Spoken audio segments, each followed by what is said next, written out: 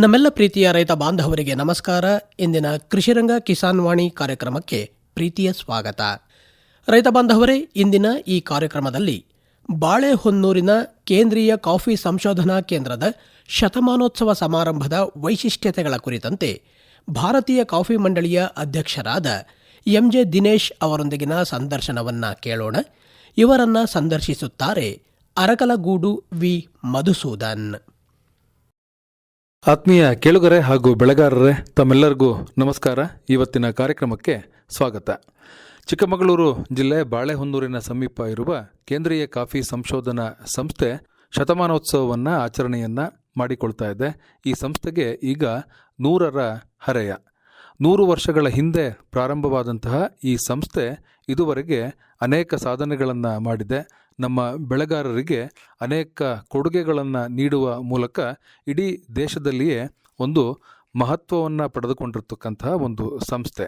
ಈ ಸಂಸ್ಥೆಯ ಶತಮಾನೋತ್ಸವದ ಆಚರಣೆಯನ್ನು ಇದೇ ತಿಂಗಳ 20ನೇ ತಾರೀಕಿನಿಂದ 3 ದಿವಸಗಳ ಕಾಲದವರೆಗೆ ಆಚರಣೆಯನ್ನು ಮಾಡಲಾಗ್ತಾ ಇದೆ. ಈ ಒಂದು ಸಂದರ್ಭದಲ್ಲಿ ಏನೆಲ್ಲ ವಿಶೇಷತೆಗಳು ಇರುತ್ತೆ, ಇನ್ನು ಮುಂದಿನ 100 ವರ್ಷಗಳಲ್ಲಿ ಏನೆಲ್ಲ ಕನಸನ್ನು ಈ ಒಂದು ಸಂಸ್ಥೆ ಇಟ್ಟುಕೊಂಡಿದೆ ಅನ್ನುವಂಥ ವಿಶೇಷತೆಗಳನ್ನು ಇವತ್ತು ತಮ್ಮೊಂದಿಗೆ ಹಂಚಿಕೊಳ್ತಾ ಇದ್ದಾರೆ ಬೆಂಗಳೂರಿನ ಭಾರತೀಯ ಕಾಫಿ ಮಂಡಳಿಯ ಅಧ್ಯಕ್ಷರಾದ ಎಂಜೆ ದಿನೇಶ್ ಅವರು. ಸರ್, ತಮಗೆ ನಮಸ್ಕಾರ, ಕಾರ್ಯಕ್ರಮಕ್ಕೆ ಸ್ವಾಗತ. ನಮಸ್ಕಾರ ಮಧುಸೂದನ್ರವರೇ. ನಮ್ಮ ಕೇಳುಗರಿಗೆಲ್ಲ ಒಂದು ವಿಶೇಷವಾದ ನಮಸ್ಕಾರಗಳನ್ನು ಈ ಮೂಲಕ ತಿಳಿಯಲು ಇಚ್ಛಿಸ್ತೇನೆ. ತಮಗೆಲ್ಲರಿಗೂ ಗೊತ್ತಿದೆ, ಡಿಸೆಂಬರ್ 20, 21, 22 ಕೇಂದ್ರೀಯ ಸಂಶೋಧನಾ ಕೇಂದ್ರದಲ್ಲಿ 100 ವಸಂತಗಳ ಒಂದು ಕಾರ್ಯಕ್ರಮವನ್ನು ನಾವೆಲ್ಲರೂ ಸೇರಿ ಮಾಡಬೇಕು ಅಂತ ತೀರ್ಮಾನ ಮಾಡಿದ್ದೇವೆ.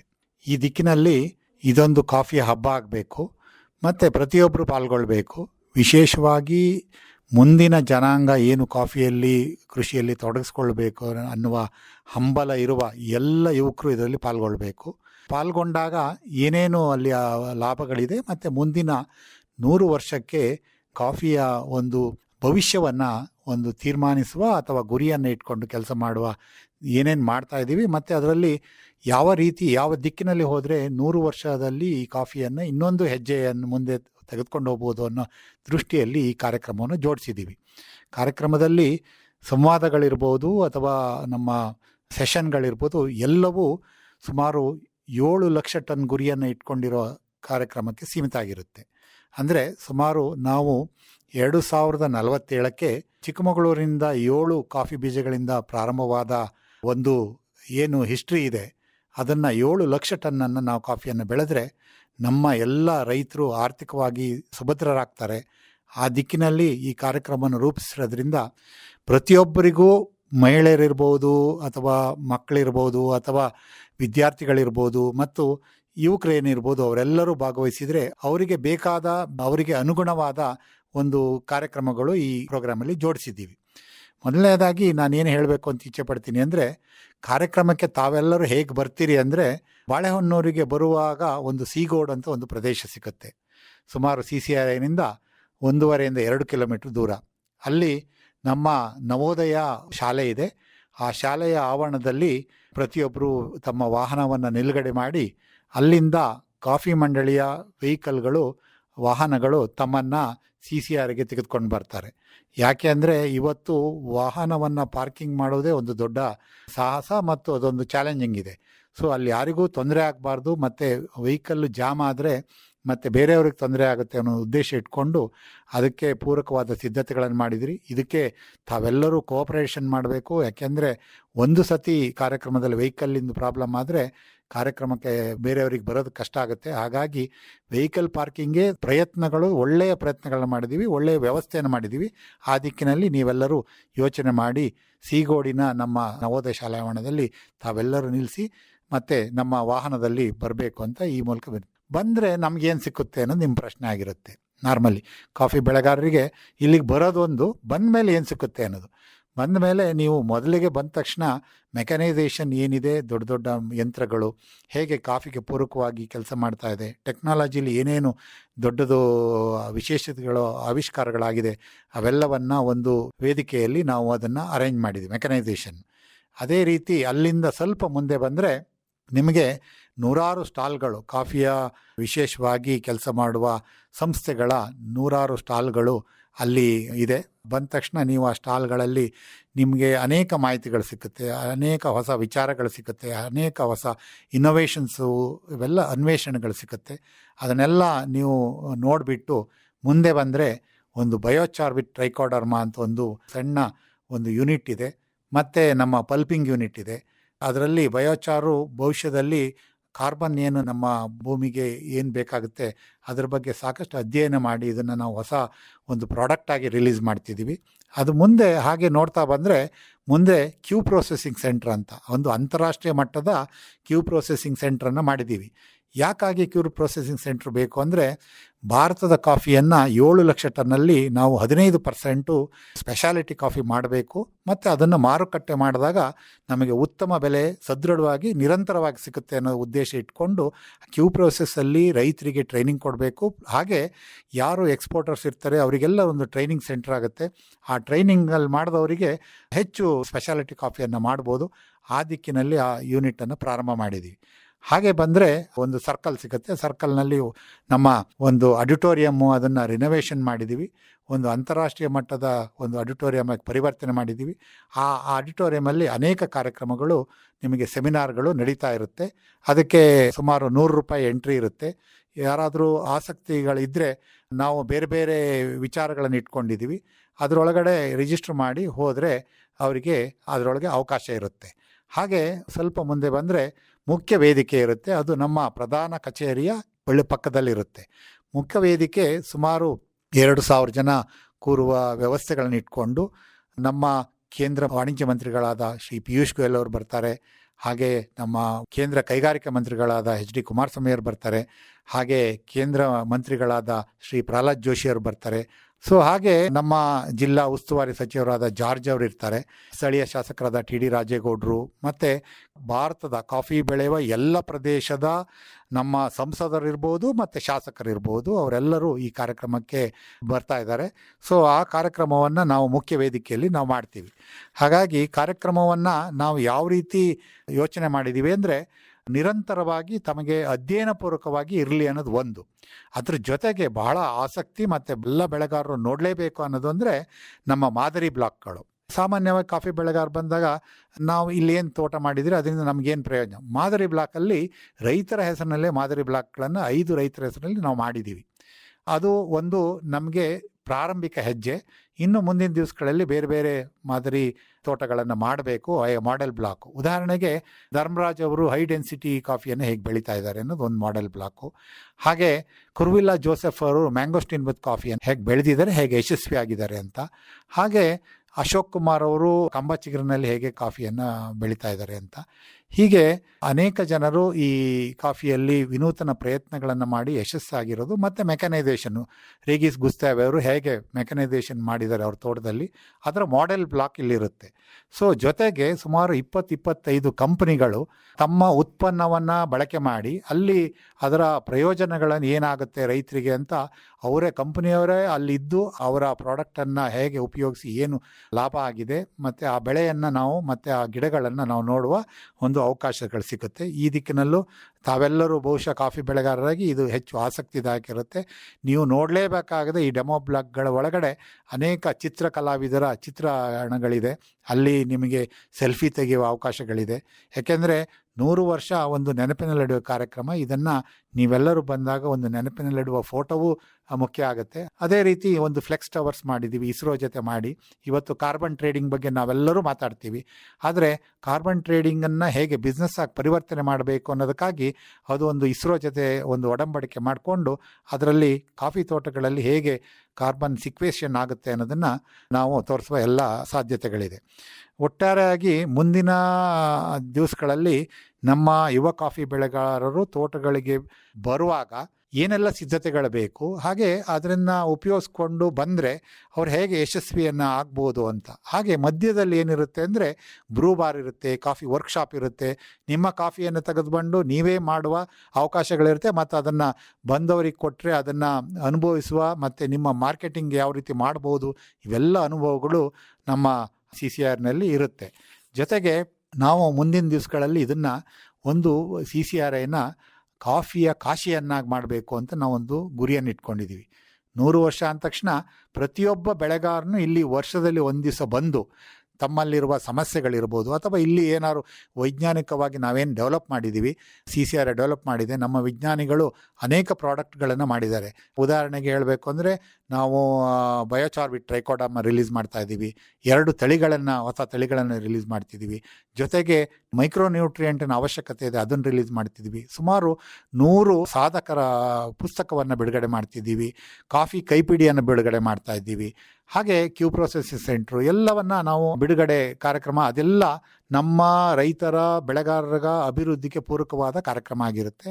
100 ವರ್ಷದ ಹಿಂದೆ ನಾವಿರಲಿಲ್ಲ, 100 ವರ್ಷದ ನಂತರ ನಾವಿರುವುದಿಲ್ಲ, ಈಗಿರುವ ಅವಕಾಶ ತಪ್ಪಿಸೋದು ಬೇಡ ಅಂತ ಒಂದು ಮಾತನ್ನು ಹೇಳ್ತಾ, ತಾವೆಲ್ಲರೂ ಎಷ್ಟೇ ನಿಮಗೆ ಕೆಲಸಗಳಿದ್ದರೂ ಈ ಅವಕಾಶವನ್ನು ಮಿಸ್ ಮಾಡಿಕೊಳ್ಬಾರ್ದು.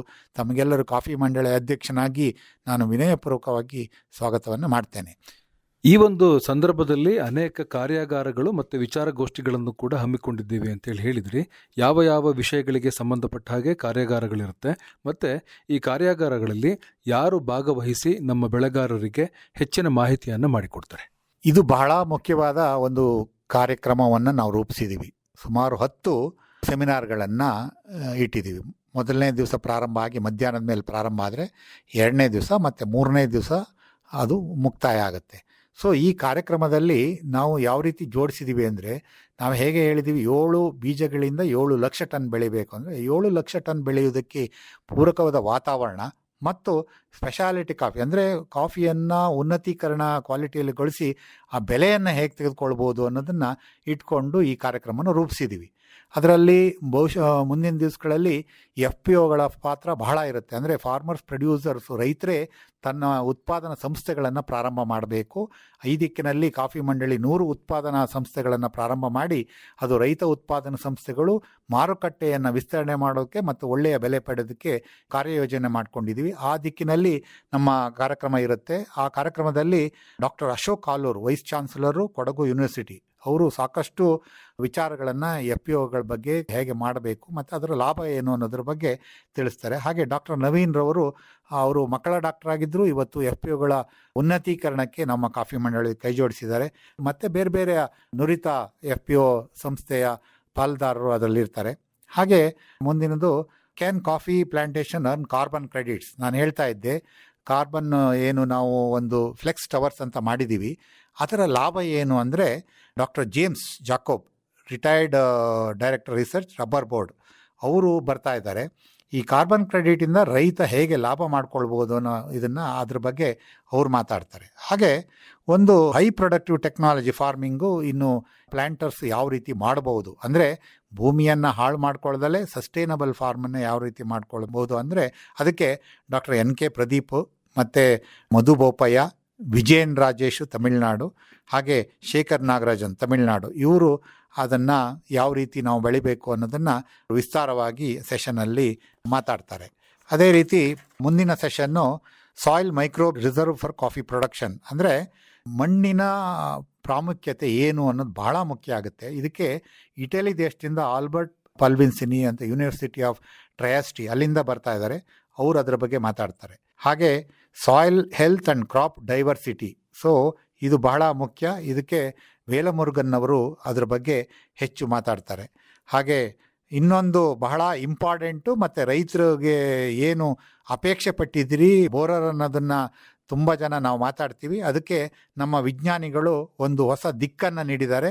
ಆ ದಿಕ್ಕನ್ನು subject nano technology in coffee white stem borer management ಅಂದರೆ doctor Subaharan K, principal scientist ICAR, ಅವರು ಬೆಂಗಳೂರು, ಅವರು ಮಾತಾಡ್ತಾರೆ. ಮತ್ತು ಈ ಸಂದರ್ಭದಲ್ಲಿ ಬೋರರ್ ರೆಸಿಸ್ಟೆನ್ಸ್ ಆಗುವಂಥ ಒಂದು ಉತ್ಪನ್ನವನ್ನು ನಾವು ಬಿಡುಗಡೆಯನ್ನು ಮಾಡ್ತಾ ಇದ್ದೀವಿ. ಹಾಗೆ ಮುಂದಿನ ಇದು ನಾವೇನೆಂದರೆ ಕ್ರಾಪ್ ಡೈವರ್ಸಿಫಿಕೇಷನ್ ಮತ್ತು ಹೈ ಪ್ರೊಡಕ್ಟಿವ್ ಟೆಕ್ನಾಲಜಿ ನಾನು ಹೇಳ್ತಾ ಇದ್ದೆ. ಇವತ್ತಿನ ಕಾಲಘಟ್ಟದಲ್ಲಿ ನಾವು ಬೇರೆ ದೇಶಕ್ಕೆ ಕಂಪೇರ್ ಮಾಡಿದರೆ ನಮ್ಮ ಪ್ರೊಡಕ್ಟಿವಿಟಿ ಕಡಿಮೆ ಇದೆ. ಆ ಪ್ರೊಡಕ್ಟಿವಿಟಿನ ನಾವು ಜಾಸ್ತಿ ಮಾಡಬೇಕು ಅಂತಾದರೆ ಕೆಲವರು ನಮ್ಮಲ್ಲೇ ಇರುವ ರೈತರು ಅದರಲ್ಲಿ ಸಕ್ಸಸ್ ಆಗಿದ್ದಾರೆ. ಆ ಸಕ್ಸಸ್ ಆದ ರೈತರಲ್ಲಿ ಧರ್ಮರಾಜ್ ಅವರು ಅದ್ರ ಬಗ್ಗೆ ಮಾತಾಡ್ತಾರೆ. ಹಾಗೆ ಕಾಫಿ ಪ್ರಾಡಕ್ಟಲ್ಲಿ ಇನ್ನೋವೇಟಿವ್ ಟೆಕ್ನಾಲಜಿ ಏನಿದೆ ಅಂತ ಕೇರಳದ ಅಶೋಕ್ ಕುಮಾರ್ ಅವರು ಮಾತಾಡ್ತಾರೆ. ನಾನು ಹೇಳಿದೆ, ಮಾಡೆಲ್ ಬ್ಲಾಕ್ಸಲ್ಲಿ ನಾವು ಮೊಹಮ್ಮದ್ ಅಮಾನುಲ್ಲಾ, ಕುರ್ವಿಲ್ಲಾ ಜೋಸೆಫ್, ಚಿರ್ದೀಪ್, ಪ್ರದೀಪ್ ಕುಮಾರ್ ಮೊಹಂತಿ ಇವರೆಲ್ಲ ಬಂದು ಅವರ ಅನಿಸಿಕೆಗಳು ಮತ್ತು ಅನುಭವಗಳನ್ನು ಈ ಸಂದರ್ಭದಲ್ಲಿ ಬೇರೆ ಬೇರೆ ಸೆಷನ್ಗಳಲ್ಲಿ ಹಂಚಿಕೊಳ್ತಾರೆ. ಅದೇ ರೀತಿ climate change and coffee combating the impact on production, ಇವತ್ತು ಹವಾಮಾನದಿಂದ ಆಗುತ್ತಿರುವ ವ್ಯತ್ಯಾಸಗಳ ಬಗ್ಗೆ ನಾವು ಸಮರ್ಪಕವಾಗಿ ಸಮಗ್ರವಾಗಿ ಚರ್ಚೆ ಮಾಡಬೇಕಾಗಿದೆ. ಈ ದಿಕ್ಕಿನಲ್ಲಿ doctor Venkataraman, retired joint director research coffee board, ಅವರು ನಮ್ಮ ಹವಾಮಾನ ಆಧಾರಿತ ಸಮಸ್ಯೆಗಳ ಬಗ್ಗೆ ಬೆಳಕು ಚೆಲ್ತಾರೆ. ಹಾಗೆ ಇನ್ನೊಂದು ವಿಚಾರ, ಈ ಬಾರಿ ನಾವೆಲ್ಲರೂ ಅನುಭವಿಸಿದ್ದೀವಿ, ಮಳೆ ಒಟ್ಟಾರೆಯಾದಾಗ ಜೇನುನೊಣಗಳ ಸಂತತಿ ಕಡಿಮೆ ಆದರೆ ಅಲ್ಲಿ ಪಾಲಿನೇಷನ್ ಆಗಿ ಕಾಫಿಯ ಉತ್ಪನ್ನದಲ್ಲಿ ಅಥವಾ ಇಳುವರಿಯಲ್ಲಿ ಕಡಿಮೆ ಆಗೋದನ್ನು ನಾವು ನೋಡಿದ್ದೀವಿ. ಅದಕ್ಕಾಗಿ ನಾವು ಹನಿ ಬೀಗಳನ್ನು ಯಾವ ರೀತಿ ಡೆಮೋ ಪ್ಲಸ್ ಮತ್ತು ಇಂಟ್ರಾಕ್ಟಿವ್ ಸೆಷನ್ ಇರುತ್ತೆ. ಡಾಕ್ಟರ್ ಎನ್ ಕೆಂಚಾರೆಡ್ಡಿ ಅವರು professor and head of the department forest, Ponnampet ಕಾಲೇಜಿಂದ ಬರ್ತಾರೆ. ಅವರು ಇದ್ರ ಬಗ್ಗೆ ಹನಿ ಬೀ ಬಗ್ಗೆ, ಜೇನುನೊಣಗಳ ಬಗ್ಗೆ ಮಹತ್ವವನ್ನು ಈ ಸಂದರ್ಭದಲ್ಲಿ ಹೇಳ್ತಾರೆ. ಹಾಗೆ ಕ್ಯಾಪ್ಸೂಲ್ ಟೆಕ್ನಾಲಜಿ, ಇವತ್ತು ಮಾತ್ರೆಗಳಿಂದ ಅನೇಕ ಸಣ್ಣ ಸಣ್ಣ, ಈಗ ನಾವು ವಾಲ್ಯೂಮ್ ಬೈ ಮಾಡೋದು ಬೇಡ, ಮಾತ್ರೆಗಳು ಬೈ ಮಾಡಿದರೆ ಅದರಿಂದ ಹೆಚ್ಚು ಪ್ರಯೋಜನಕಾರಿಯಾದ ಟೆಕ್ನಾಲಜಿಗಳನ್ನು ಅನೇಕ ಸಂಸ್ಥೆಗಳು ಕೊಟ್ಟಿದೆ. ನಾವು ಕಾಫಿ ಮಂಡಳಿಯಲ್ಲಿ ಒಂದು ಕ್ಯಾಪ್ಸೂಲ್ ಟೆಕ್ನಾಲಜಿನೂ ರಿಲೀಸ್ ಮಾಡ್ತಾ ಇದ್ವಿ. ಆದರೆ ಇದನ್ನು ಟೆಕ್ನಾಲಜಿ ತೆಗೆದುಕೊಂಡ ವ್ಯಕ್ತಿಗಳಾದ ಶ್ರೀಮತಿ ಡಾಕ್ಟರ್ ಚೈತ್ರಾ ನಾರಾಯಣ್ ಮೈಸೂರಿನವರು, ಅವರು Indian Institute of Spices Research ಟೆಕ್ನಾಲಜಿಗಳನ್ನು ತೆಗೆದುಕೊಂಡು ಇವತ್ತು ಯಶಸ್ವಿಯಾಗಿ ಮಾಡ್ತಾ ಇದ್ದಾರೆ. ಅವರು ತಮ್ಮ ಉತ್ಪನ್ನಗಳನ್ನು ಕಾಫಿಯಲ್ಲಿ ಹೇಗೆ ಮಾಡಬಹುದು ಮತ್ತು ಅದರ ಕ್ಯಾಪ್ಸೂಲ್ನ ಟೆಕ್ನಾಲಜಿಗಳ ಮಾಹಿತಿಯನ್ನು ನೀಡಲಿದ್ದಾರೆ. ಹಾಗೆ potential for organic coffee in India, ಇದು ಇವತ್ತು ಆರ್ಗ್ಯಾನಿಕ್ ಕಾಫಿ, ನಾವು ಒಟ್ಟಾರೆ ದೇಶದಲ್ಲಿ 4 ಲಕ್ಷ ಕಾಫಿ ಬೆಳೆಗಾರರಿದ್ದೀವಿ. ಅದರಲ್ಲಿ 1.5 ಲಕ್ಷ ನಮ್ಮ ಟ್ರೈಬಲ್ ಕಾಫಿ ಬೆಳೆಗಾರರಿದ್ದಾರೆ. ಅವರಿಗೆ ಒಂದು ಆರ್ಗ್ಯಾನಿಕ್ ಸಾವಯವ ಕಾಫಿಯನ್ನು ಅವರು ಆಂಧ್ರದಲ್ಲಿ ಮತ್ತು ನಾವು ನಾರ್ತ್ ಈಸ್ಟಲ್ಲಿ ಬೆಳೆಯುತ್ತಿರೋದನ್ನು ನೋಡ್ತಿದ್ದೀವಿ. ಆ ಸಂಖ್ಯೆ ಅಷ್ಟಿರುವಾಗ ನಾವು ಅವ್ರಿಗೆ ಏನಾದರೂ ಕೊಡಬೇಕು ಅಂತ ಒಂದು ಗುರಿಯನ್ನು ಇಟ್ಕೊಂಡಾಗ potential for organic coffee in India ಅಂತ, ಅದರಲ್ಲಿ ನಮ್ಮ ಸೋಮವಾರಪೇಟೆ ರೈತರೇ ಕ್ಯಾಲಿಸ್ಟಾ ಡಿ ಸಿಲ್ವಾ ಅಂತ ಬಹಳ ಅಚ್ಚುಕಟ್ಟಾಗಿ ಸರಳ ರೀತಿಯಲ್ಲಿ ಒಂದು ಜಾನ್ಸನ್ಸು ಮೆಥಡ್ ಅಂತ ಆರ್ಗ್ಯಾನಿಕ್ ಕಾಫಿಯಲ್ಲಿ ಮಾಡಿದ್ದಾರೆ. ಸರಳ ಸುಂದರವಾಗಿ ಮಾಡಿದ್ದಾರೆ ಮತ್ತು ಹೈ ಪ್ರೊಡಕ್ಟಿವಿಟಿ ತೆಗಿತಾ ಇದ್ದಾರೆ. ಅವರು ಇರ್ತಾರೆ. ಅದೇ ರೀತಿ ಅದರಲ್ಲಿ ಪ್ಯಾನಲ್ ಡಿಸ್ಕಷನಲ್ಲಿ ರಾಮ್ಕುಮಾರ್ ವರ್ಮಾ, ನೇಟಿವ್ ಅರಕು ಕಾಫಿಯ ಮ್ಯಾನೇಜಿಂಗ್ ಡೈರೆಕ್ಟರ್, ಅವರು ಇರ್ತಾರೆ. ಹಾಗೆ ಆಂಧ್ರದಿಂದ ಶ್ರೀಹರಿ ಆರ್ಗ್ಯಾನಿಕ್ ಪ್ಲಾಂಟೇಶನ್, ಅವರು ದಿಂಡಿಗಲ್ ತಮಿಳುನಾಡಿಂದ ಅವರಿರ್ತಾರೆ.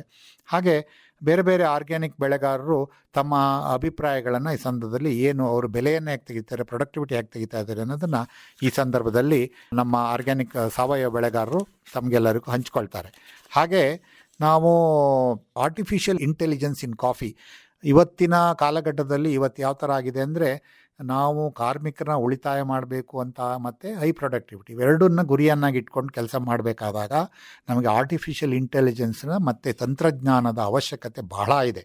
ಅದನ್ನು ಕಾಫಿಯಲ್ಲಿ ಹೇಗೆ ಮಾಡ್ಬೋದು? ಕಾಫಿಯಲ್ಲಿ ತುಂಬ ಚಾಲೆಂಜ್ ಇದೆ, ಯಾವುದು ಈ ಟೆಕ್ನಾಲಜಿಗಳನ್ನು ನಾವು ತರೋದು. ಆದರೆ ಕೆಲವು ಸಾಧ್ಯತೆಗಳಿದೆ. ಅದರಲ್ಲಿ ಒಂದು ಲೈವ್ ವೀಡಿಂಗ್ ಮೆಷಿನ್ ಇದೆ, ಅದ್ಭುತವಾಗಿ ಕೆಲಸ ಮಾಡುವ ಎಲ್ಲ ಲಕ್ಷಣಗಳಿದೆ. ಬಹುಶಃ ತಾವೆಲ್ಲರೂ ಬಂದು ಅದನ್ನು ನೋಡಿದರೆ ನಮಗೆ ಕಾರ್ಮಿಕರ ಉಳಿತಾಯ ಅದರಲ್ಲಿ ತುಂಬ ಆಗುತ್ತೆ ಅಂತ ನಮ್ಮ ವಿಜ್ಞಾನಿಗಳು ಹೇಳಿದ್ದಾರೆ. ಮತ್ತು ಆ ಪ್ರಾಡಕ್ಟ್ ಲೈವ್ ಡೆಮೋ ಇರುತ್ತೆ. ಹಾಗೆ AI ಬೇಸ್ಡಲ್ಲಿ ಏನೇನು ಮಾಡ್ಬೋದು ಅಂತ ಅದಕ್ಕೆ doctor Rajkumar, principal scientist, Bengaluru life science and technology centre, ಅಲ್ಲಿಂದ ಅವ್ರು ಬಂದು ಮಾತಾಡ್ತಾರೆ.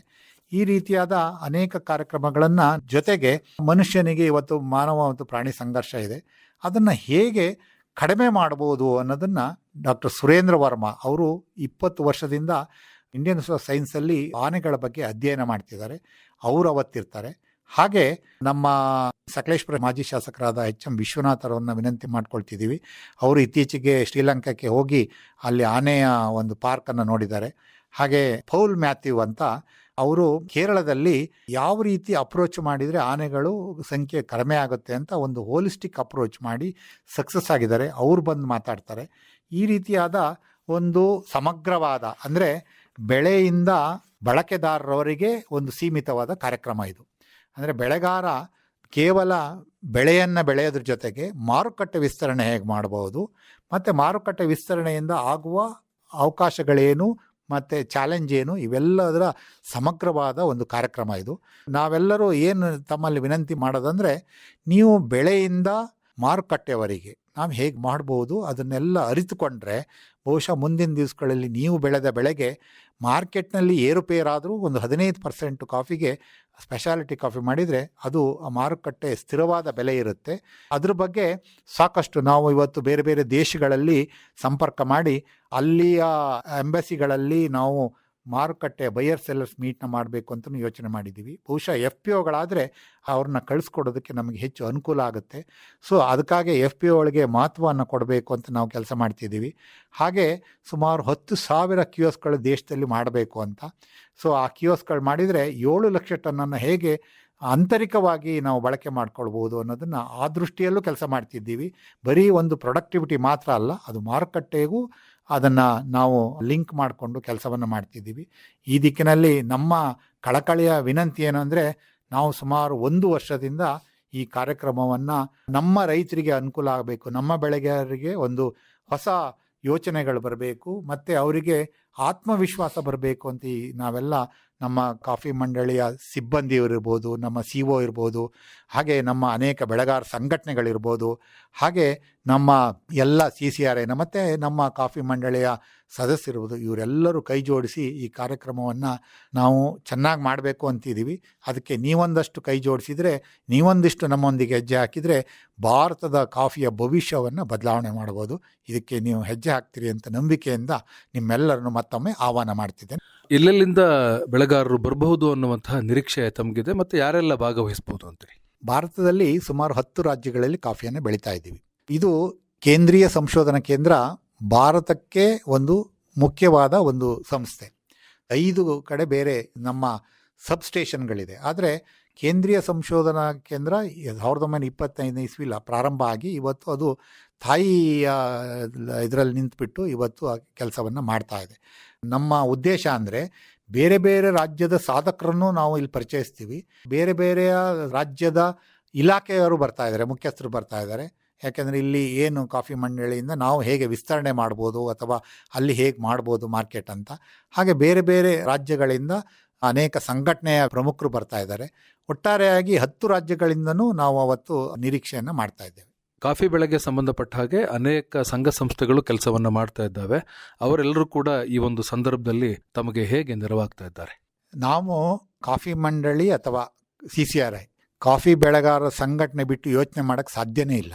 ಯಾಕೆಂದರೆ ಸಂಘಟನೆಗಳು ನಿರಂತರವಾಗಿ ಅವರು ಬೇರೆ ಬೇರೆ ಹಂತದಲ್ಲಿ ಕೆಲಸ ಮಾಡ್ತಾ ಇದ್ದಾರೆ. ಅವರ ಕೆಲಸದ ಪೂರಕವಾಗಿ ನಾವು ರಿಸರ್ಚು ಮತ್ತು ಬೇರೆ ಬೇರೆ ಇದನ್ನು ಕೆಲಸ ಕಾಫಿ ಮಂಡಳಿ ಮಾಡ್ತಾ ಇದೆ.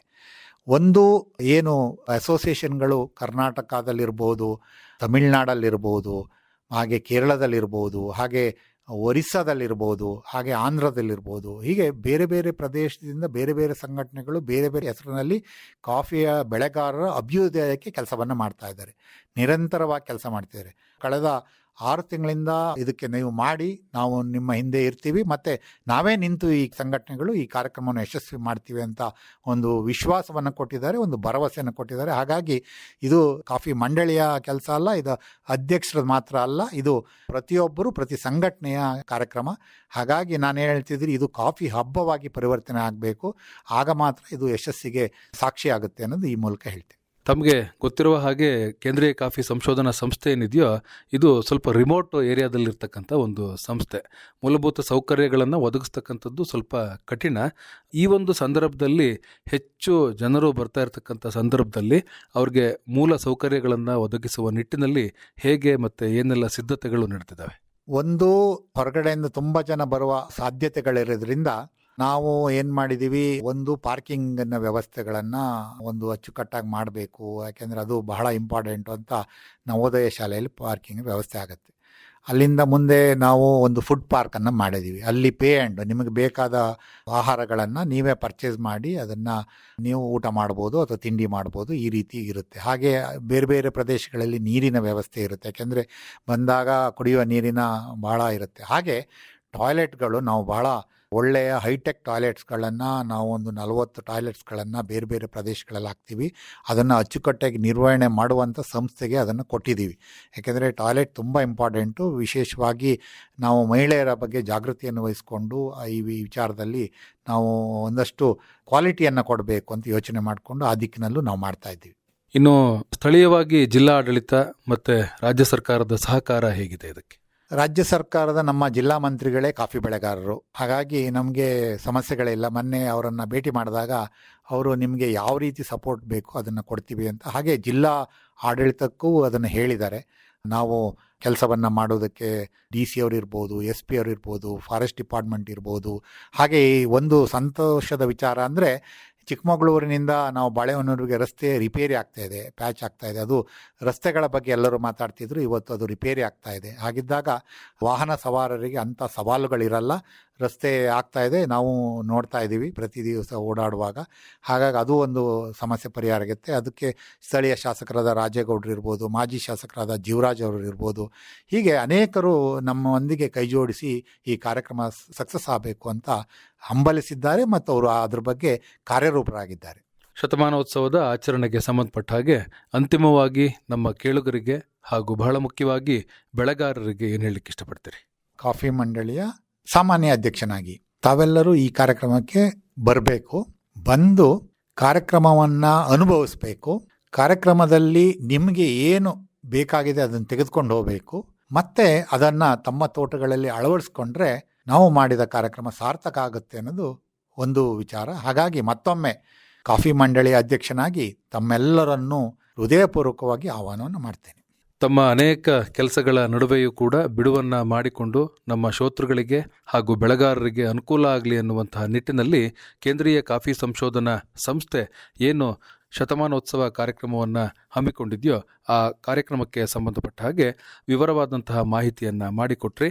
ತಮಗೆ ತುಂಬ ಹೃದಯದ ಧನ್ಯವಾದಗಳು. ನಮಸ್ಕಾರ. ಧನ್ಯವಾದ ಮಧುಸೂದನರವರೇ. ಮೊದಲಿಗೆ ಆಕಾಶವಾಣಿಗೂ ನಾವು ಧನ್ಯವಾದ ಹೇಳಬೇಕಾಗತ್ತೆ. ಯಾಕೆಂದರೆ ಕಳೆದ 8 ತಿಂಗಳಿಂದ ಸತತವಾಗಿ ಕಾಫಿಯ ಕಂಪು ಅಂತ ಒಂದು ಹಾಸನ ಮತ್ತು ಕೊಡಗು ಆಕಾಶವಾಣಿಯಲ್ಲಿ ಅದನ್ನು ಪ್ರಚಾರ ಪಡಿಸ್ತಿದ್ದೀರಿ. ಹಾಗಾಗಿ ನಾವು ಆಕಾಶವಾಣಿಗೆ ಈ ಸಂದರ್ಭದಲ್ಲಿ ಧನ್ಯವಾದಗಳನ್ನು ಹೇಳಲೇಬೇಕು. ಧನ್ಯವಾದಗಳು. ಇದುವರೆಗೆ ಬಾಳೆಹೊನ್ನೂರಿನ ಕೇಂದ್ರೀಯ ಕಾಫಿ ಸಂಶೋಧನಾ ಕೇಂದ್ರದ ಶತಮಾನೋತ್ಸವ ಸಮಾರಂಭದ ವೈಶಿಷ್ಟ್ಯತೆಗಳ ಕುರಿತಂತೆ ಭಾರತೀಯ ಕಾಫಿ ಮಂಡಳಿಯ ಅಧ್ಯಕ್ಷರಾದ MJ ದಿನೇಶ್ ಅವರೊಂದಿಗಿನ ಸಂದರ್ಶನ ಕೇಳಿದಿರಿ. ಇವರನ್ನ ಸಂದರ್ಶಿಸಿದವರು ಅರಕಲಗೂಡು ವಿ. ಮಧುಸೂದನ್.